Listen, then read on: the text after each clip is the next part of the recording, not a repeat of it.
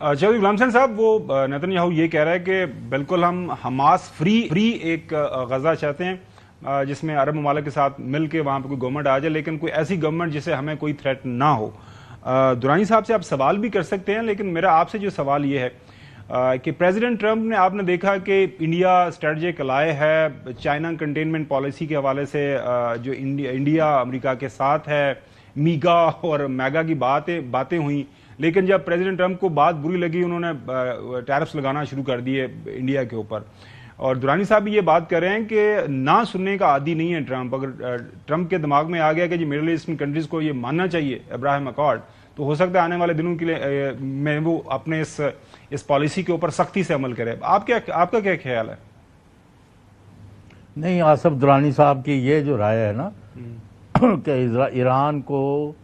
میں اس کو 100% فلی انڈوز کرتا ہوں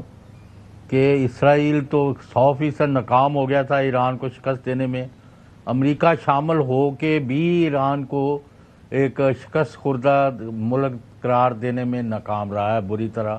جیسے کہ انڈیا ناکام ہوا پاکستان کے خلاف۔ تو یہ دنیا میں پچھلے 4-6 مہینے میں جو واقعات ہو گئے ہیں،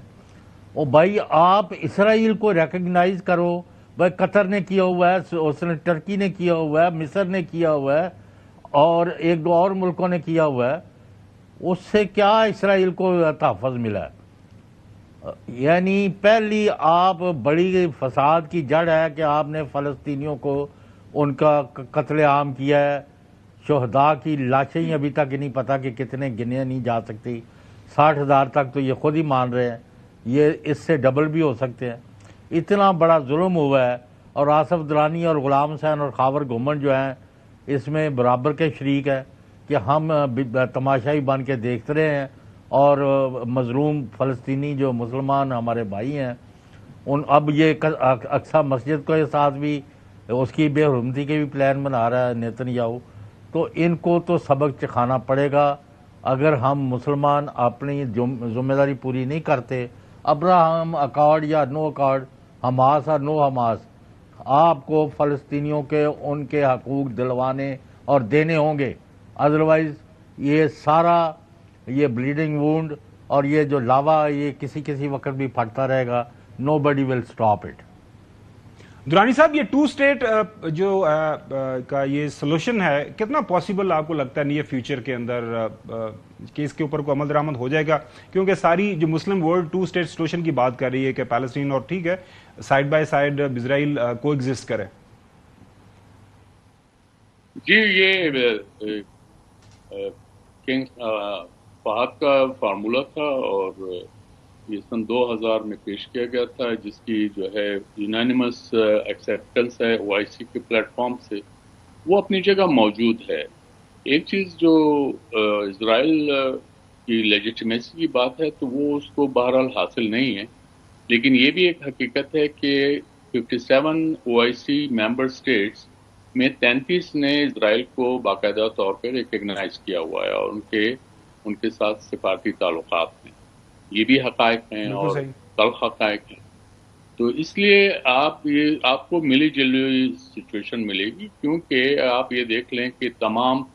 جینوسائڈ کے باوجود جو گلف اسٹیٹس نے hundreds of billions of dollars کا انویسٹمنٹ یونائٹڈ اسٹیٹس میں کیا ہے اور ان کا اسلحہ خرید رہے ہیں۔ یہ پریزیڈنٹ ٹرمپ کا ہدف یہی تھا کہ وہ in the name of decreasing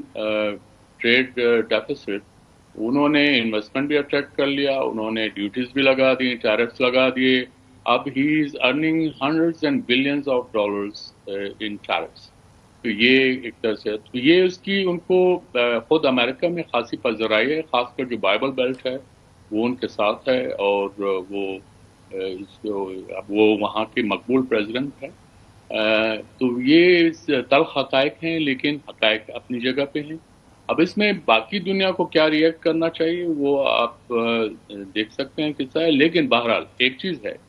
کہ امریکہ کے خلاف بہرحال ریزسٹنس ہے، خواہ وہ چائنا کی طرف ہو۔ اب انڈیا بھی جو ہے ہیز فالن فرام گریس، تو اب وہ ان کے لیے ایک چیلنج ہے۔ اگر یہ میں نہیں سمجھتا، کیونکہ پریزیڈنٹ ٹرمپ جو ہیں وہ ایک میورک ہیں، ان کے گرگٹ کی طرح وہ بدل لیتے ہیں اپنے آپ کو، تو وہ آج ہمارے ساتھ جو محبت کا اظہار کر رہے ہیں وہ ہمیں نہیں پتا کہ کل وہ ان کا رویہ کیا ہوگا، تو اس لیے ہمیں بھی بہت محتاط ہونے کی ضرورت ہے، اور ہمیں جو ہے اپنے خطے کو زیادہ اہمیت دینی چاہیے، اور اس میں ہمارا اگر صحیح معنوں میں دوست ہے تو وہ چائنا ہے، اور ہمیں کوئی بھی جو قدم اٹھانا ہوگا امریکہ کے ساتھ بالکل اچھے تعلقات ہوں، لیکن not at the cost of our friends. جی، there is no shortcut. جی بالکل